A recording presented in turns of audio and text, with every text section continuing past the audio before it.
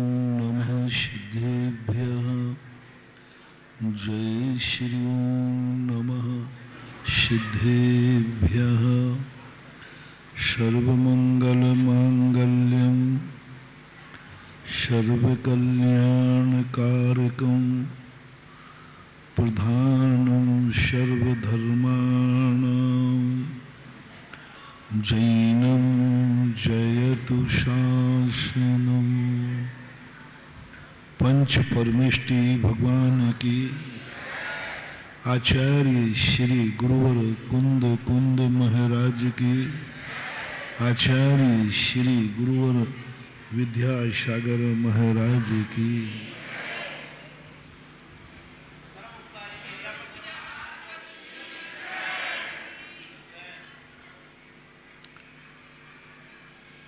जो चीज समझने लायक है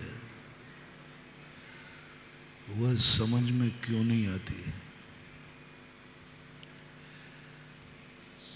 हर व्यक्ति समझता है कि ये चीज समझने लायक है, लेकिन दुर्भाग्य है वही चीज समझ में नहीं आती। धर्म को सब समझना चाहते हैं और धर्म ही समझ में नहीं आता।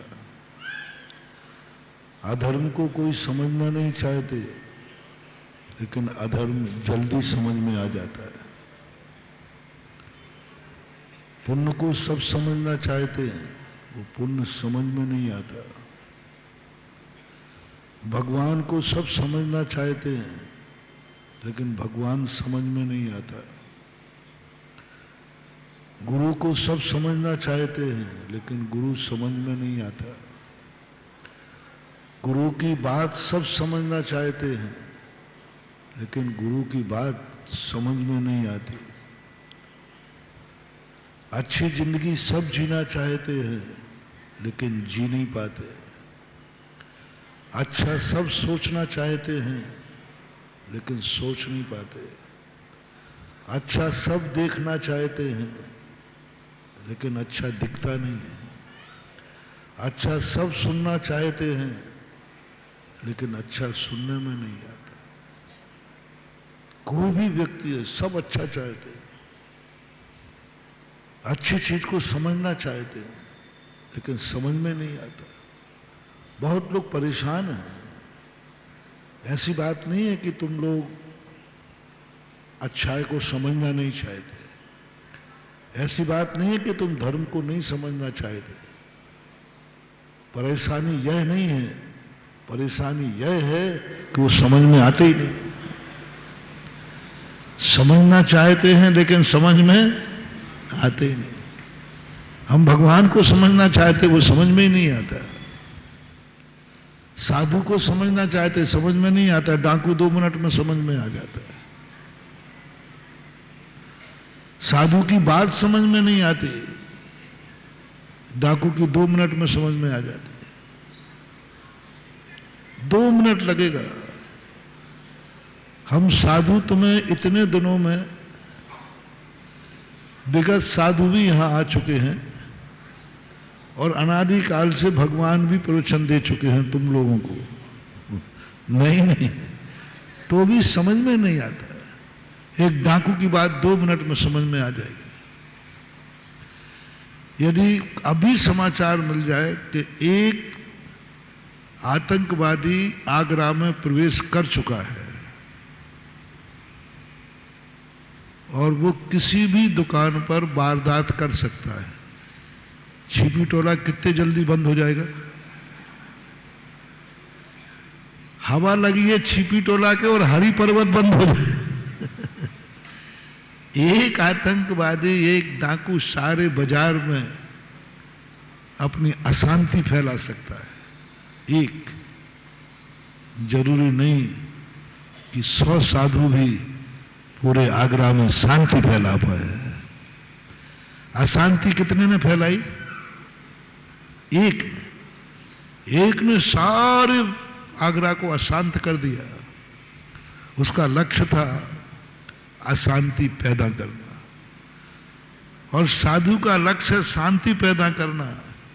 शायद 100 साधु भी सारे आगरा में शांति ना फैला पाए। 2 आतंकवादी पूरे प्लेन को हैंड्स अप करा देते। प्लेन में कितने लोग हैं? 250। आतंकवादी कितने हैं?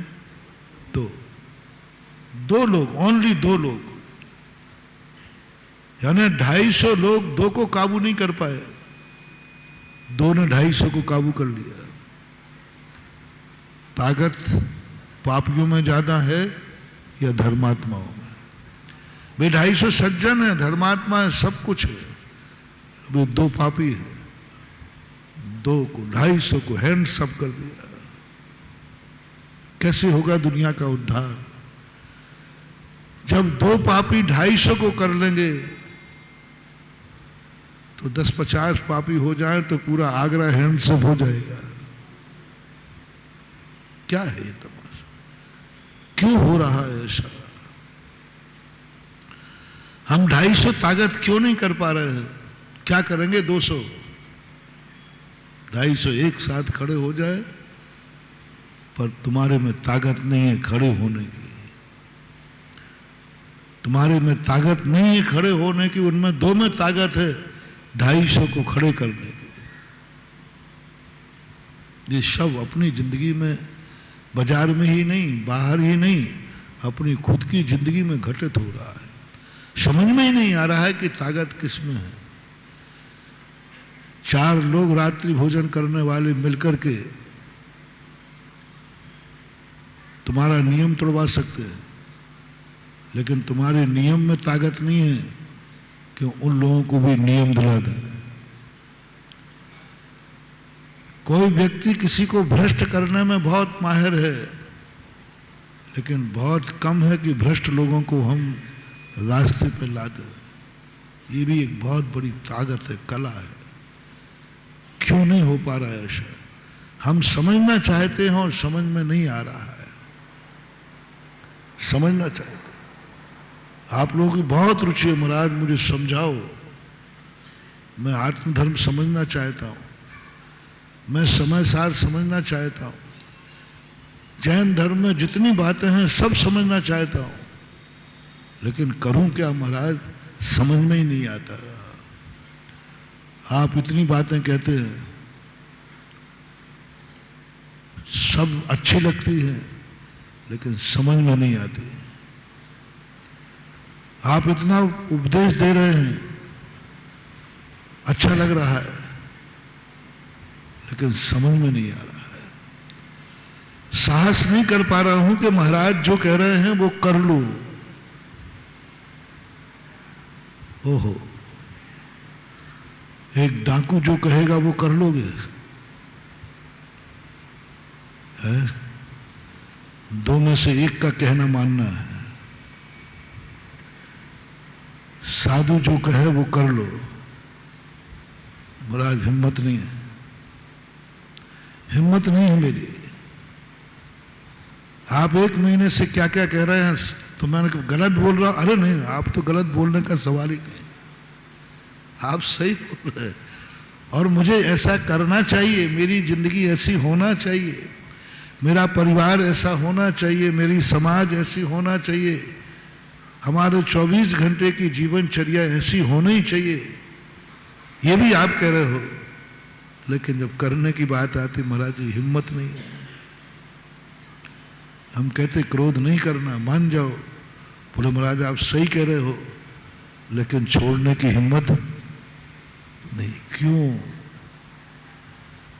सबसे बड़ी भूल, सत्य जो नहीं जान रहा है वो उतना बड़ा मूर्ख नहीं है। जो सत्य को जानकर स्वीकार नहीं कर पा रहा है वो बहुत बड़ा मूर्ख है, बहुत बड़ा।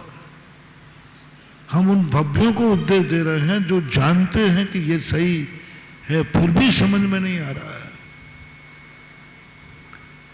मैं पूछता हूं तुमसे, एक व्यक्ति, एक किसान था। किसान, उसको एक जंगल में अपने खेत में एक चमकता हुआ पत्थर मिला, उसने उठा लिया। उसने कहा अरे मेरे बेटे को काम आएगा, वो कंची पिल्ली खेलता है ना, उसके काम आएगा। उस पत्थर को उसने मात अपने बच्चे का एक खिलौना समझा, खिलौना समझा। मिल गया तो ठीक है, खिलौना ले लो। वो घर आकर बच्चे को दे दिया, बच्चा खुश हो गया, पापा बहुत चमकदार के अंदर, वो कंची पिल्ली खेलने लगा। उसी दिन एक वहां से एक जौहरी निकला, वो जौहरी भी आगरे का था, और पहला वाला किसान भी आगरे का था। अपन देखो भाई, दुनिया से माल हम बाहर से जब खरीदें, जब वो हमारे नगर में नहीं मिलता हो, हम दूसरे का नाम क्यों करें? क्योंकि हर क्वालिटी आगरा में है। कश्मीर से कन्याकुमारी तक भारत एक है, कहीं खोजने की जरूरत नहीं। मूर्ख चाहिए तो भी यहाँ है, ज्ञानी चाहिए तो भी यहाँ है, धर्मात्मा चाहिए तो भी है, पापी है तो चाहिए। ये मत समझना कि मैं आगरे का नाम ले रहा हूँ। पिछली बार चतुर्मास कहाँ था? ललितपुर, तो वहाँ ललितपुर के ही लेता था, के ललितपुर के ही व्यक्ति हुआ। क्योंकि भारत सब एक है, सब क्वालिटी एक सी है, सब मिल जाएगा। और जो मैं नाम लेता हूँ, ऐसी बात नहीं है कि वो क्वालिटी यहाँ नहीं होती हो, जरूर होगी।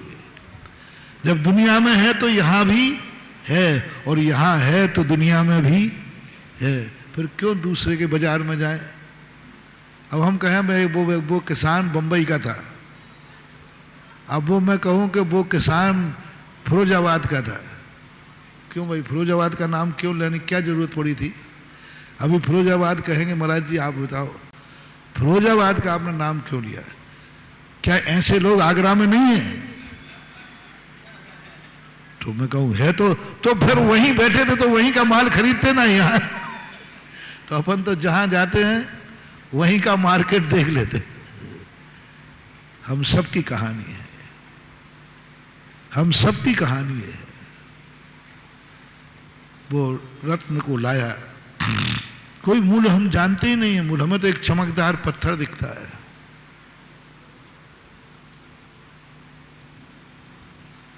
वो कल वाली बात, जो मनोरंजन दिखता है, काशी वाले को बंबई अच्छी दिखती है और बंबई वाले को ये चमक रहा है। घर बैठने वाले को मंदिर अच्छा दिखता है, मंदिर में बैठने वाले को घर अच्छा दिखता है। दो दोस्त थे, एक नास्तिक था, वो कहा मैं तो पिक्चर जाऊंगा। उसने कहा साहब मैं तो मंदिर जाऊंगा, मेरा नियम है, महाराज ने नियम दिया था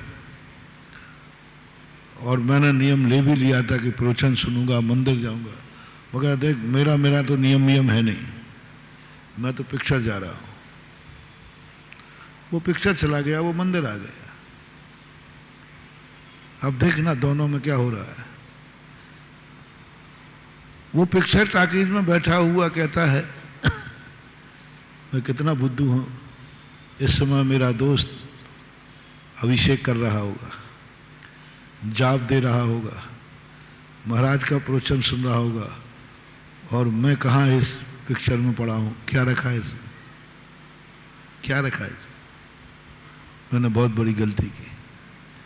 और जो मंदिर आया है वो सोच रहा है मैं कहाँ बुद्धू के चक्कर में पड़ रहा, मेरा दोस्त पिक्चर देख रहा होगा, फलाना हीरो देख रहा होगा, ये कर रहा होगा, वो कर रहा होगा। एक मंदिर में बैठा हुआ टाकीज में है और एक टाकीज में बैठा हुआ मंदिर में है, दोनों की हालत क्या है? मंदिर में बैठा टाकीज में जगह को याद आ रही है और टाकीज में बैठे को आप सबकी हालत यही है। ये संसार एक ऐसी विडंबना बन गई है, जो संसार में है उसे धर्म याद आ रहा है, जो धर्म है उसे संसार याद आ रहा है।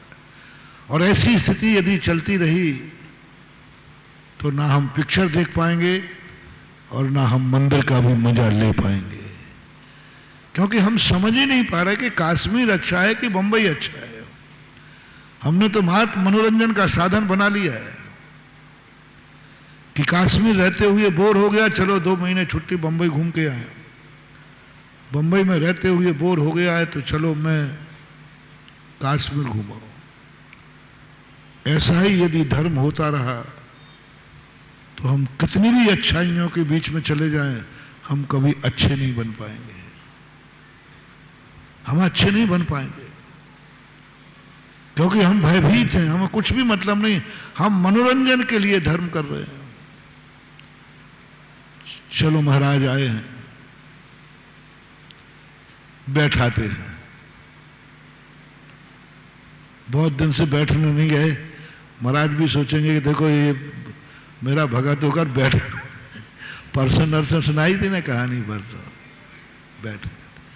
चलो भाई मंदिर हो जाए, 10 लाख क्षण परवा रहे हैं, लोग क्या कहेंगे, ये व्रतों में भी मंदिर नहीं जाता है, चलो चले चलते।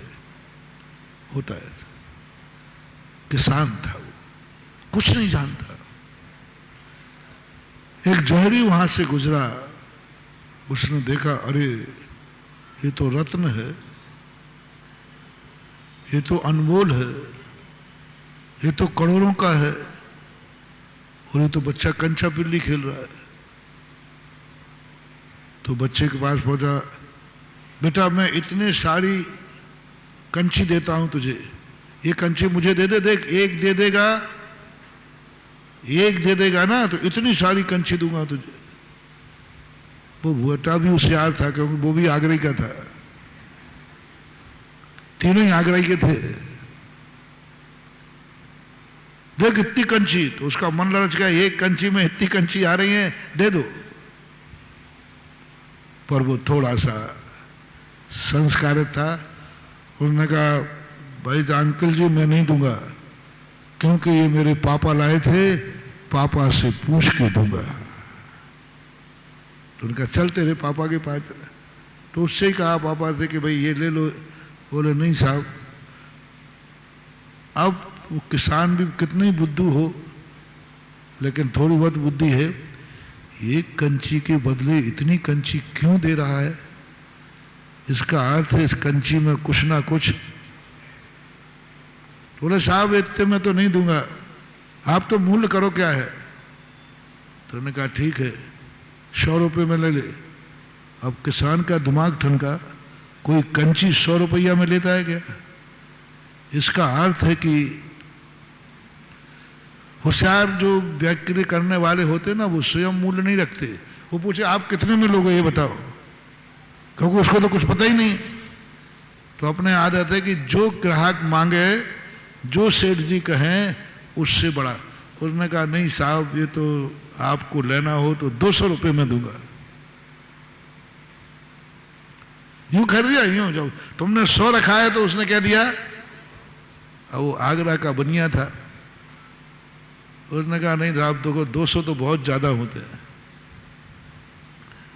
150 ले ले। किसान ने कहा नहीं साहब 200 से कम में तो नहीं दूंगा। इसने कहा करेगा क्या, अब याल फिर देगा। तो वो चला गया। इतने में एक वहां से ओरिजिनल जोहरी आया, वो भी ओरिजिनल ही था।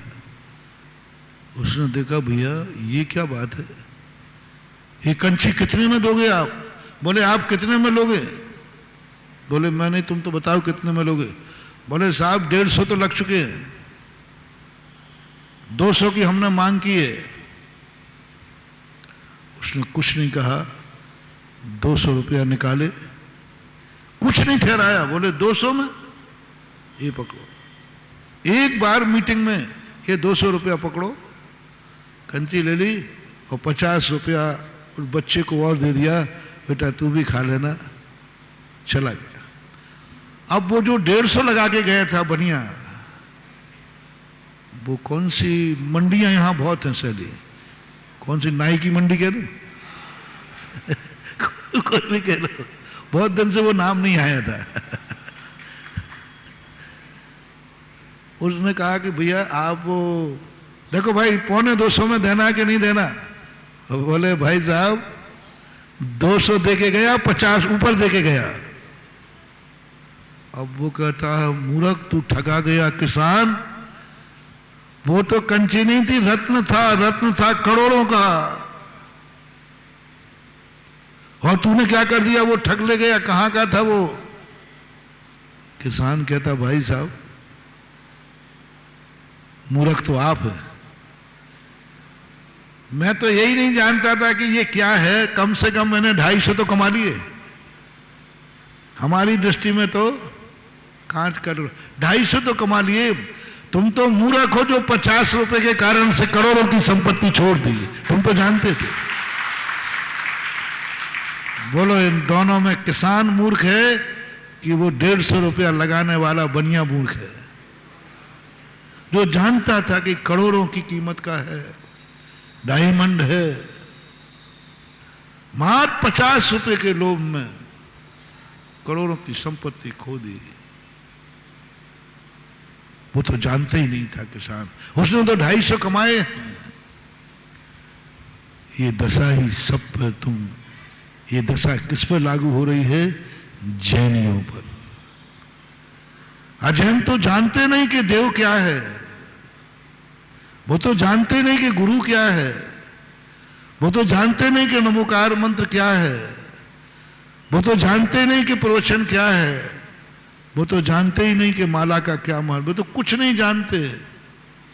वो तो जानते हैं कि सबके मंदिर हैं, ऐसे ये मंदिर है, सब एक से, सबके गुरु होते हैं, सबके मंत्र होते हैं, सब कुछ है। वो तो कुछ जानते ही नहीं, एक इंद्री से लेकर के असंगी पंचेंद्र कुछ नहीं जानते। वो तो ये भी नहीं जानते कि देव क्या है, कुगुरु क्या है, कुदेव क्या है, कुशास्त्र क्या, कुछ नहीं, मतलब उनको वो कुछ जानते ही नहीं। लेकिन संगी पंचेंद्रियों में वे लोगों की चर्चा नहीं कर रहा हूं जिनको आज तक कभी सच्चा देव मिला ही नहीं, मिले ही नहीं।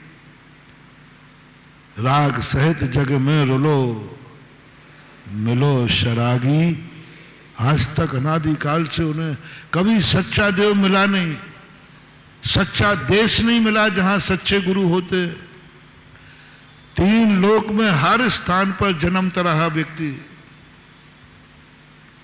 वहां जन्मा जहां देव ही नहीं, जहां धर्म ही नहीं है, जहां सज्जन ही नहीं है। 3 लोक में, एक इंद्रियों में जन्मता रहा, पूरे 3 लोग। वहां जन्म हुआ मलेच्छ खंड में, मनुष्य बने तो वहां देव है ही नहीं। ऐसे लोग, ऐसे देशों में जन्मा जहां पर गुरु नहीं है, ऐसे कुल में जन्मा जिस कुल में सच्चे देव गुरु की पहचान ही नहीं है। बाप भी खोटा है, उसके गुरु खोटे, उसके भगवान खोटे, उसका धर्म खोटा, सब कुछ राख सहित जग में लो, मिलो शरागी देव। वो क्या करे बेचारा, उसको जन्म लेते ही कुल ही मांसाहारी मिला, कुल ही ऐसा मिला जहां रात्रि भोजन होता है, जाति ऐसी मिली जहां सब कुछ कोई वर्जित नहीं है,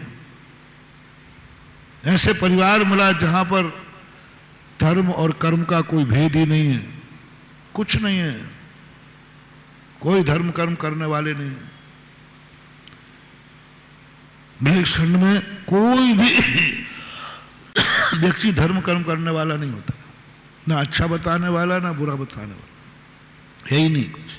अपन लोग वहां जन्मे, उतने जीव वहां हैं, भी क्या करें। भारत में भी जन्म गए तो ऐसे कुल में जन्म गए जहां देव शायद गुरु की पहचान ही नहीं। ये सारी आफत आपकी है। आप कितने पुण्यात्मा हैं कि आप ऐसे देश में जन्मे जिस देश में भगवानों ने विहार किया है, जिस देश में गुरु विहार करते हैं। पूरे विश्व में भगवानों का और गुरुओं को विहार करने वाला क्षेत्र ज्यादा है या जहां भगवान और गुरु नहीं है वो क्षेत्र ज्यादा है?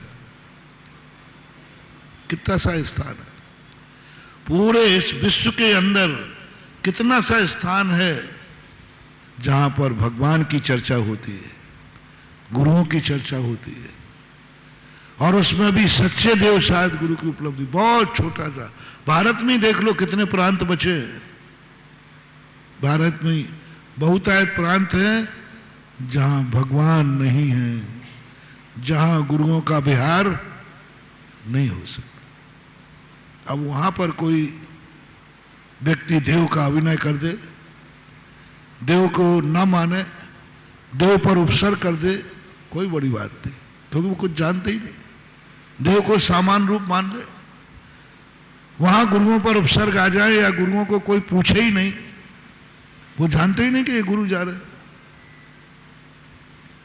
उसको मालूम ही नहीं कि इनका हमें क्या करना है। वो तो ये भी जानते हैं कोई नंगा जा रहा है, ये जानते हैं कि कपड़े पहनने को नहीं मिले होंगे तो नंगा हो गया, ये भी जानते हैं दाढ़ी बनाने के पैसा नहीं होंगे इसलिए दाढ़ी बढ़ा ली। वो तो ये भी जानते हैं कि खाने को नहीं है इसलिए एक बार खाता है। वो तो ये भी जानते हैं कि इनके पास कुछ भी गरीबी है इसलिए पैदल चलते हैं। हाँ जानते, मेरे साथ हुआ, एक बार बिहार कर रहा था, हम और वो इलग जी पीछे थे, हम इतनी बरसात, इतनी घनघोर बरसात एकदम, और हम बिहार किए जा रहे। एक ऑटो रिक्शा वाला आया, उसने बाजू में खड़ा करके कहा बाबूजी आप इसमें बैठ जाइए, बहुत बरसात आ रही, पीछे और तूफान आ रहा है, आप बैठ जाइए, आप बैठ जाइए, हम आपसे पैसा नहीं लेंगे। रोक करके कम से कम नहीं तो वो एक फर्लांग जगह तक मेरा पीछा, महाराज जी हम बिल्कुल पैसा नहीं लेंगे, बाबा जी पैसा नहीं लेंगे, आप बैठ जाइए। वो समझ रहा कि पैसा नहीं है इसलिए पैदल चल रहा है। अब ऐसा व्यक्ति यदि मेरा अपमान कर रहा है, मुझे गाड़ी में बैठालने कह रहा है, तो इसका कोई दोष नहीं। सन 1981 की घटना है, पूज्य गुरुदेव कौनी जी में थे, प्रवचन चल रहा था, ऐसे ही तखत पे बैठे एक अजैन बंधु आए, घर से क्या उसने फूलों की माला सजाई थी, वो माला आज तक मैंने ऐसी माला नहीं देखी, बहुत तबीयत से माला सजा के लाया था, सुगंधित इतनी आ रही थी उसमें, मोंगरा के सुगंधित होते ना, बहुत सुंदर माला थी, मेरी आंखों में अभी भी झूल रही है वो। और कुछ नहीं, वो सीधा सभा में से उठ के चला आया, और आचार्य जी इतने दूर नहीं बैठे थे, एक तखत पे बैठे, सामान दोपहर में ऐसे ही स्वाध्याय क्लास चल रही थी न्याय दीपिका की, और आचार्य जी बिल्कुल ऐसे थे कि वो यहाँ का एक तखत पे बैठे थे आचार्य, और उसने कोई कुछ नहीं समझ पाया और सीधी माला महाराज के गले में डाल दी। उस समय ये वीडियो नहीं थे तो देखने लायक सीन था, मजेदार। आचार्य जी इतने स्मार्ट लग रहे थे उसमें। अरे अपने आचार्य जी सन 1980 में गुरुदेव वैसे ही गोरे चट्टे जाते अच्छे हैं, और जवानी का तो अपन को सबको मालूम है। उसने सीधी माला पहना दी और हम लोग सब बैठे हैं, पता नहीं क्या हम लोगों को होगा, बिल्कुल आंखें खुली की खुली रहे। कभी कभी कुछ ऐसी घटना घट जाए तो स्तब्ध हो जाता व्यक्ति, मतलब आधा मिनट तक कोई कुछ नहीं, एकदम स्तब्ध, हम लोग भी बैठे कुछ नहीं कर रहे, और आचार्य जी पढ़ रहे थे, ऐसे पढ़ते उन्होंने आंख बंद कर ली। तो हमने कहा जब आचार्य जी हरकत नहीं कर रहे तो अपन को क्या पड़ी। अब बताओ भाई, कोई किसी को माला पहना दे और वो उतारना नहीं चाहता तो अपन उतारेंगे क्या। और बड़े आदमी, और हम लोग नए नए लोग थे, आगम सागम आगम आगम कुछ नहीं जानते थे, बहुत नए थे, अभी मुश्किल से साल 6 महीने, एक पहले ही चतुर्मास हुआ था मुक्त। तो हम लोग कहेंगे भाई आचार्य जी को अच्छी लग रही तो अपन क्या बोले। हाँ, आचार्य ने आंख बंद कर दी, और वो इतनी अच्छी माला, अच्छी, बहुत ही अच्छी माला। तो हम लोगों ने सोचा भाई पहने रहे ना तो अच्छी माला लग रही है, आचार्य जी भी अच्छे लग रहे हैं। आचार्य जी ने उसको उपसर्ग मान लिया, उन्होंने आंख बंद की, क्योंकि साधु उपसर्ग आने पर उपसर्ग का निवारण स्वयं नहीं कर सकता। उपसर्ग आते ही हम लोग उपसर्ग का निवारण स्वयं नहीं करेंगे, उपसर्ग मान के ध्यान में बैठ गए। आचार्य ने आंख नहीं खोली, बंद कर लिया। इतने में वहीं पर सांदेलिया जी बैठे थे, अभय सागर जी के पिताजी थे। वो चिल्ला पड़े, ये क्या किया तूने, महाराज को माला पहना दी। और वो एकदम उठे और महाराज के गले से माला उतार दी। माला उतरते ही आचार्य ने आंख खोल दी, क्लास चालू हो गई, उपसर्ग दूर हो गया। अब उसके बाद लोगों ने जो उसको कहा, तूने महाराज को क्या किया, उपसर्ग कर दिया तूने बहुत। और वो बेचारा किसान था, इतना रोया, मेरे कारण महाराज को उपसर्ग हो गया, मेरे कारण हो गया, मैं मूर्ख। अब वो सिर फोड़ने लगा, यूं इतना रोया, उसके आंसू रुकने को तैयार नहीं, क्योंकि वो तो बड़ी श्रद्धा से आया था, बड़ी आस्था से लाया था। उसको तो यही मालूम था कि साधुओं को मालाएं पहनाई जाती। अब उसकी कहीं गलती नहीं थी और रोने, आंसू रुकने का तैयार नहीं, रुकने का बिल्कुल नाम नहीं ले रहा है, पागल हो जाएगा। आचार्य के पास पकड़ के लाए लोग, महाराज जी इसको प्रायश्चित दो। बोले इसको काहे का प्रायश्चित दूं, इसने तो पुण्य कमाया है, इसने तो मेरा सम्मान किया है, इसकी कोई गलती नहीं है। उसको समझाया, बेटा तुझे कोई गलती नहीं है, तेरे भाव बुरे नहीं थे, लेकिन मुझे इसलिए उपसर्ग मानना पड़ा क्योंकि मुझे तो मालूम है कि हमें माला पहनना, लेकिन मैं तुझने मौका ही नहीं दिया, इतने जल्दी डाल दी। अब बोलो उसको अज्ञानी में लोगे कि ज्ञान में? अब वही माला यदि तुम डालो तो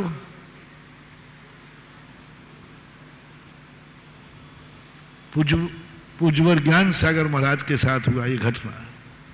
आप लोग भी चाहे तो जब अच्छी लग रही महाराज को तो हम और अच्छी माला लाएंगे। ज्ञान सागर महाराज सोनी जी की नसिया में बैठे हुए थे।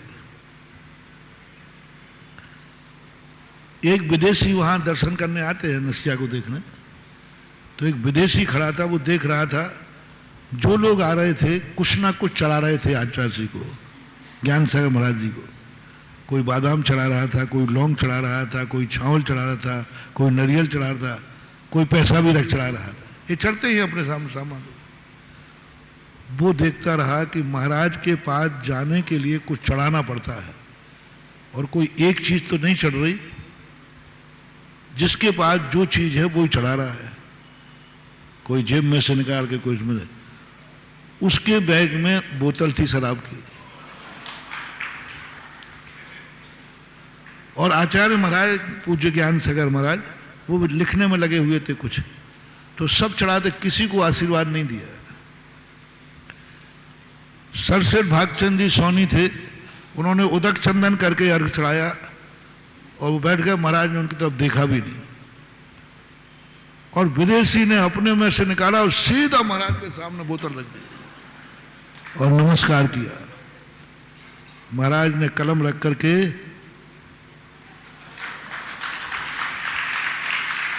अब सेठ जी को तो आग लगी।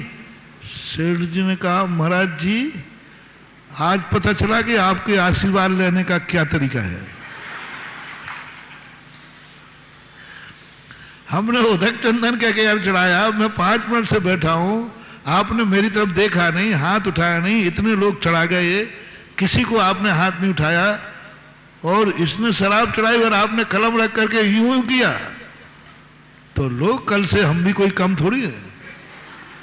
हमें तो आशीर्वाद चाहिए, शराब की बोतल पे मिलेगा तो कल बोतल ही चढ़ेंगी। या तो कल से हम लोग बोतल चढ़ाएंगे और नहीं चढ़ाना थी तो आज बोतल चढ़ने पर आशीर्वाद क्यों दिया? आपको मालूम है कि क्या है इसमें? बोले मालूम है सेठ जी। तो ऐसा क्यों किया आपने?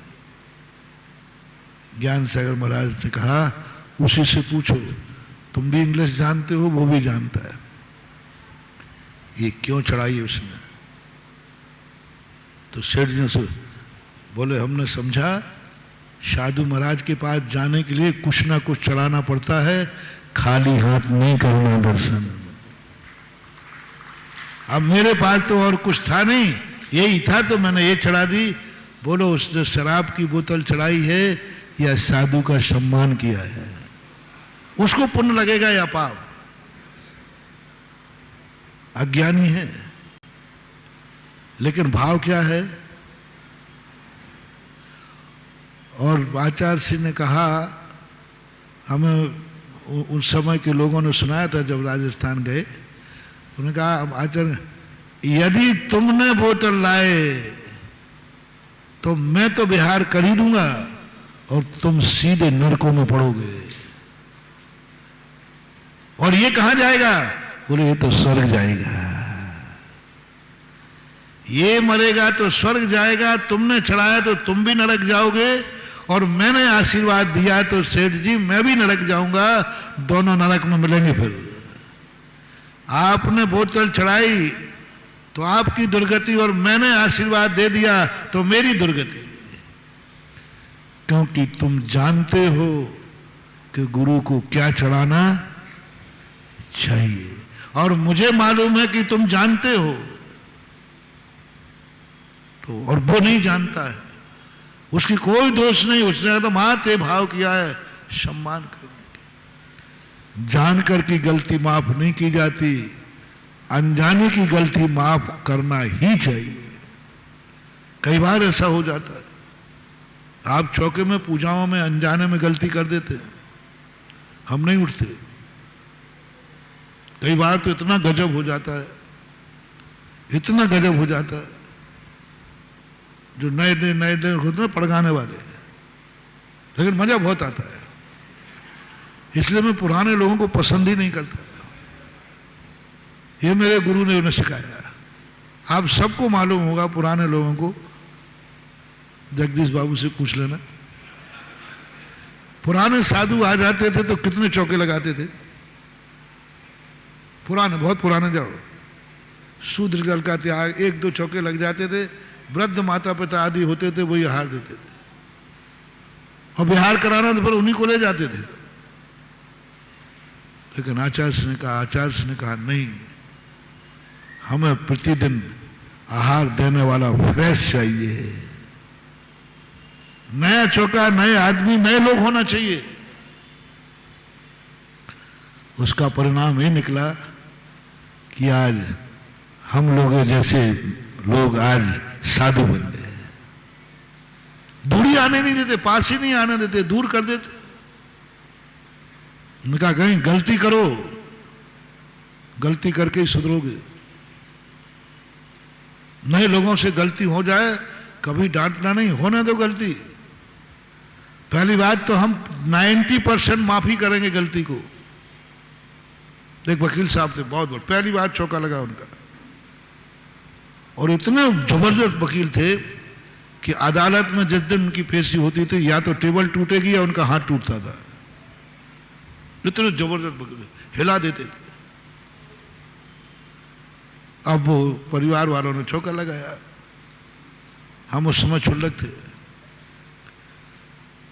पड़गा लिया। पहले तो उन्होंने पड़गाने के समय पूरा रटाया, 2 दिन से रटा रही थी उनकी पत्नी, सब रट रहे थे कि ये चुने। और जैसे हम सामने पहुंचे तो अत्र, आइए साहब, आइए साहब, आइए साहब। अब मैंने कहा क्या करूं, मैं उनको सबको जानता था। मैंने कि आज वकील साहब की गिग्गी बन रही है, तो मैंने भी क्या कहा, आज तुम्हारी 100 गलतियां माफ हैं। बिल्कुल स्पष्ट बोल रहे, अत्र आइए साहब, आइए साहब, और नमस्कार, नमस्कार साहब, नमस्कार साहब। नमस्ते तो बोले ही नहीं, मैंने कि चलेगा, नमस्कार भी चलेगा। अंदर जाके बस आइए, और बैठक में से गिर रहे थे, आइए साहब सोफा पे बैठिए। अरे मैंने कहा, अब एक बार तो मन आया कि इतनी अकल नहीं है, मैं सोफा पे बैठा रहे, क्योंकि उनकी आदत वही पड़ी थी, बैठक में कोई भी आएंगे, आइए साहब बैठे। अब मैंने कहा कि भाई आप शौखून माफ करना है। मैंने कहा, पत्नी का सोफा पर नहीं बैठते महाराज, अंदर ले चलो चलो। Sorry sorry sorry sorry sorry sorry sorry चलो। और कांप रहे वो। आहार देने की बारी आई, शुद्धि बोलो। तो पत्नी कहती है, क्या तुम बुद्धू हो गए, कल से तो पढ़ा रहे हैं तुम्हारे लिए, लिख के दे दी, सुन लिया, होमवर्क सुन लिया। तो उसने कहा बोलो बोलो। बोले मुझे ऐसे पढ़ रहा जैसे छोटे बालक को रहते, बोलो मन शुद्धि, मन शुद्धि, काय शुद्धि, वचन शुद्धि, सब बाहर जल, ऐसे बोल गए। मैंने वकील साहब आज तुम्हें सब माफ है। फिर जो वो आचार्य श्री पास आए हार के बाद, बोले महाराज आज पता चला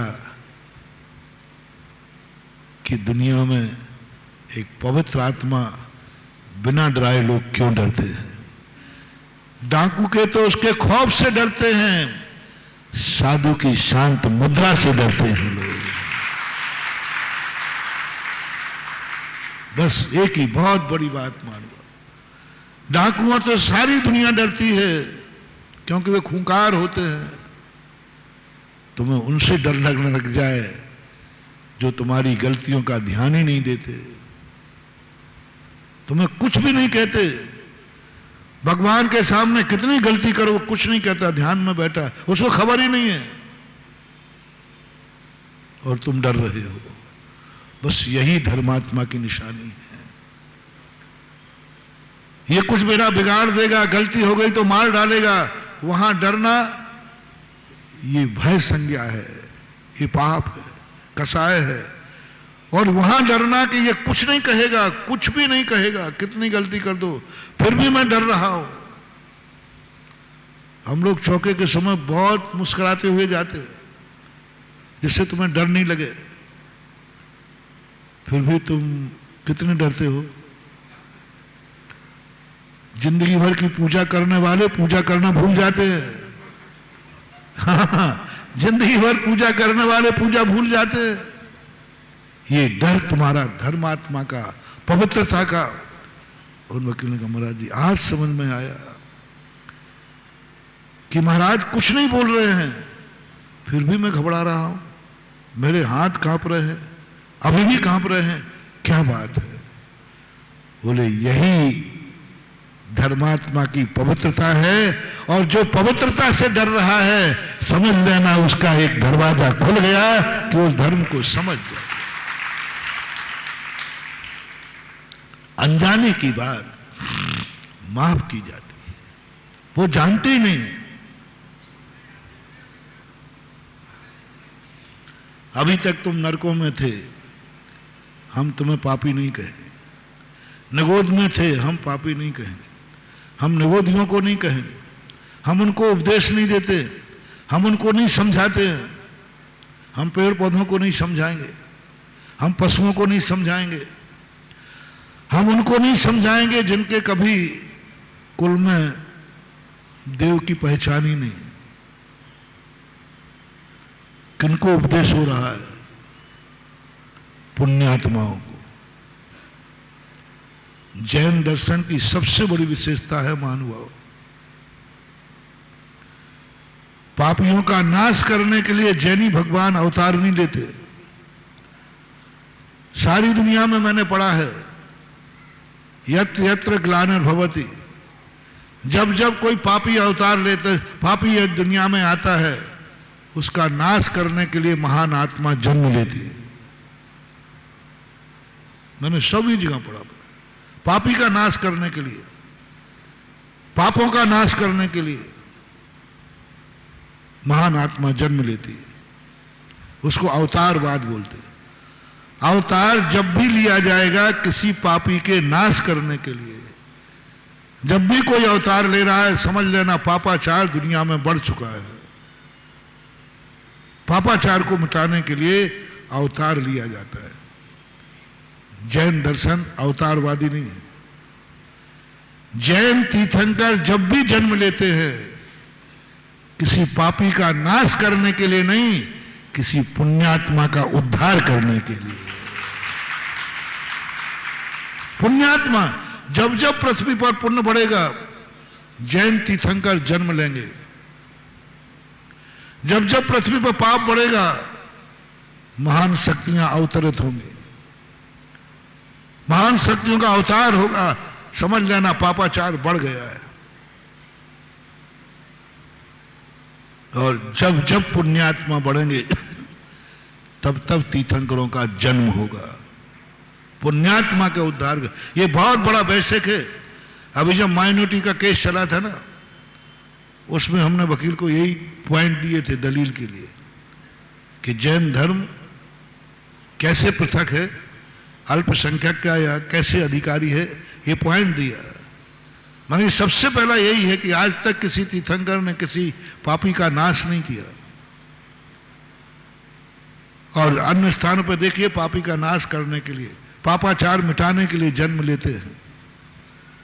जैन तीर्थंकर कहता है, मुझे पापियों से कोई लेना देना नहीं, मुझे उनका उद्धार करना है जो जन्म जन्म के पुण्यात्मा है, जो जन्म जन्म के धर्मात्मा हैं, उनका उद्धार करना है, उनको हमें समझाना है। इसलिए हम लोग ज्यादातर प्रवचन, हम लोगों की सभा में वो ज्यादा लोग बैठते हैं जो जन्म जन्म के पुण्यात्मा होते हैं।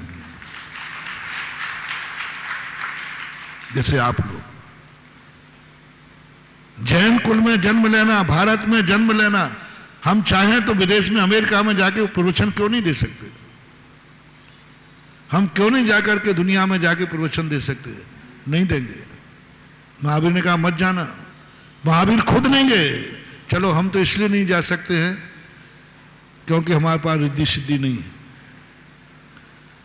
यान में जाना पड़ेगा, प्लेन में जाना पड़ेगा, चलो कोई बात नहीं।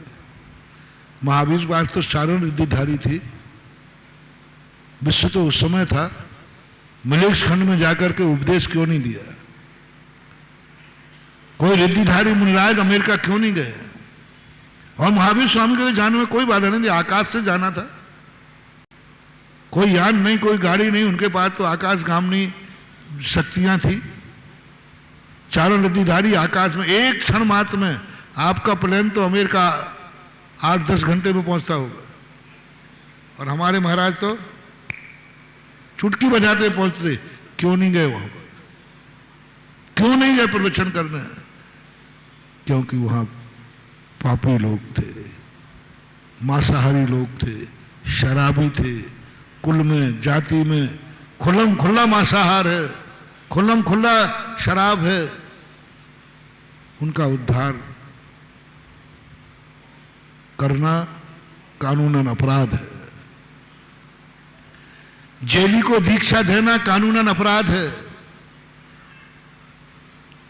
यदि कोई जेल में भर्ती है जिसको सजा बोली हुई है और उसको बैराग हो जाए और उसको जेल से निकाल के दीक्षा दी जाए या जेल में दीक्षा दी जाए, बोलो ये अपराध की कोटि में आएगा कि कानून की कोटि में? जेल में है, अभी सजा पूरी हुई नहीं और वो साधु बनना चाह रहा है, कानून छूट दे देगा? नहीं देगा। ये जो ऐसे देशों में जन्मे हैं, इनको महाराज उपदेश देने नहीं जाएंगे क्योंकि इस कर्म के द्वारा सजा घोषित हो चुकी है। कर्म ने सजा घोषित की। इनको ऐसे देश में जन्म दो जहां भगवान नहीं जा सके, जहां गुरुओं का वास ना हो, जहां धर्म ना हो, जहां शाकाहार ना हो, जहां हिंसा ना हो, जहां जियो और जीने दो के सिद्धांत कभी पढ़े नहीं गए हों, ऐसे देश में जाकर के महावीर का प्रवचन नहीं होगा क्योंकि वे कर्म के द्वारा सजा घोषित हो चुकी है। अब कहां उपदेश दें? जहां पुण्यात्मा जीव रहते हैं, भारत में रहने वालों, भारत में भी उन कुलों में रहने वालों को, उनमें भी वो जैनी लोगों को जो जन्म जन्म के पुण्यात्मा है। हमें आप लोगों का उद्धार करने के लिए आगरा आया हूं, पापियों का नहीं, जिनके कुल में कभी देव का नाम नहीं लिया गया उनको नहीं, जिनके कुल जानते ही नहीं कि देव क्या चीज है, मालूम ही नहीं। वो कहते देव होते, सभी होते, अच्छे बुरे का ज्ञान ही नहीं उनको, उनको कल्याण नहीं, जिनको गुरु को पता नहीं है गुरु का स्वरूप क्या है, जिनके बाप दादों ने कभी गुरु बताया नहीं गुरु कैसे होते हैं, तुमने कभी सुना ही नहीं, जाना ही नहीं, तुम्हारे बाप दादों को पता नहीं है कि गुरु क्या स्वरूप है, गुरु शब्द सुना है, गुरु का स्वरूप नहीं सुना। ऐसे लोगों का हम उद्धार नहीं करेंगे। ऐसे लोग उद्धार करने के लिए आते भी हैं तो हम लोग टाल देते। ऐसे कितने लोग आते हैं जिनके कुल में जिनेन्द्र देव को नहीं मानते, जानते ही नहीं, गुरु को नहीं जानते, नमोकार मंत्र नहीं जानते। ऐसे कोई लोग यदि हमारे पास आते, महाराज जी मेरे से आहार ले लीजिए, महाराज जी मुझे बताइए, मैं पहले टालूंगा, बचने का प्रयास करूंगा, खतरा है, धर्म परिवर्तन का आरोप लग सकता है, क्योंकि इसके बाप को पता नहीं कि देव क्या होता है, इसकी कुल और जाति को पता नहीं कि गुरु क्या होते हैं, इसके वंश में कभी नहीं आया कि नमोकार मंत्र क्या होता है। अब यदि मैं उसको देव का स्वरूप बताऊं, गुरु का स्वरूप बताऊं, जैनी बनाऊं, तो हो सकता है उस बेटे का बाप क्लेम कर सकता है मेरे बेटे को धर्म परिवर्तन कराया गया। हो सकता है कि नहीं, बोलो। यदि एक बेटा है और वो मेरे पास आ गया, महाराज जी मुझे जैन बनाओ, मुझे जिनेन्द्र देव का परिचय सुनाओ, मुझे गुरु की परिभाषा बताओ, सब कर रहा है और उसका परिवार नहीं करता, उसकी कुल जाति नहीं करती, वो क्लेम कर सकते हैं मेरे बेटे को भड़का करके इन्होंने, और यदि वो नाबालिग हुआ तो केस चल जाएगा। आपने उसको नमोकार मंत्र क्यों सिखाया? वो नाबालिग था, उसके पिताजी ने रिपोर्ट दर्ज कराई है कि इन्होंने धर्म परिवर्तन करा रहे हैं जैन साधु, अपराध की कोटि में आ जाएगा, अपराध की कोटि में आ जाएगा।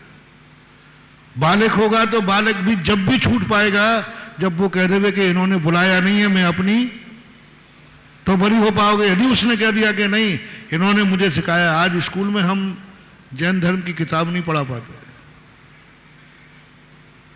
धर्म की कोई जैन स्कूल है, जैन स्कूल है, हम जैन धर्म की किताब नहीं पढ़ा सकते धर्म के नाम पर। क्यों?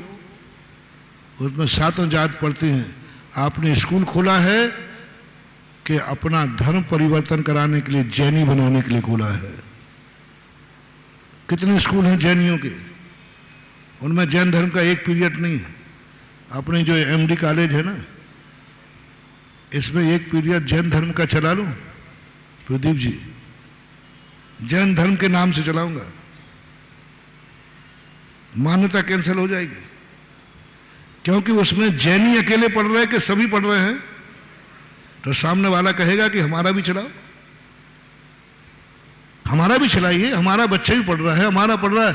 कानून ने नियम बना दिया, किसी धर्म की क्लास किसी भी से जहां सातों जाति के लोग पढ़ते हैं वहां धर्म की क्लास चलाओगे तो मान्यता, क्योंकि आप शिक्षा के माध्यम से धर्म परिवर्तन करा रहे हैं। हम नहीं कर सकते, हम बचने का प्रयास करेंगे। हम कहें भैया अभी टाइम नहीं है, मैं आपसे हार, कितने लोग आते हैं, महाराज जी आप जो कहो सब कर लूंगा, मेरे से हार ले लो ना, ले लो हार, जो कहो वो मैं जिंदगी भर एक आसन करूंगा, 48 मिनट का छना पानी पीऊंगा। ये लोग तो बड़ी छना पीते हैं जिनसे आप ले रहे हो ना, जिनके आहार दे रहा ना तो 90% बिना छना पानी पीते हैं। 99 कह दूं तो कोई बड़ी बात नहीं है, क्योंकि जितनी ये बोतलें हैं, जितने वो कैन हैं, ये सब छने छनाए कि बिना छने सब पीते हो। तो कहता महाराज जी मैं नियम ले रहा हूं कि 48 मिनट का छना पानी पीऊंगा, अब तो आहार ले लो। तो मैंने कहा भैया बिना छने वाले से ले लूंगा, तुमसे नहीं ले पाऊंगा। रात्रि भोजन त्याग रहा, आलू त्याग रहा, जो कहो सब करने को त्याग है। भैया मैं नहीं कर सकूंगा, मैं नहीं ले सकूंगा। अभी शिविर आ रहा है शिविर आ रहा है, बहुत बड़ा शिविर है, और मुझे तो आगरा का लगता है कि कहो सबसे ऐतिहासिक शिविर हो जाए।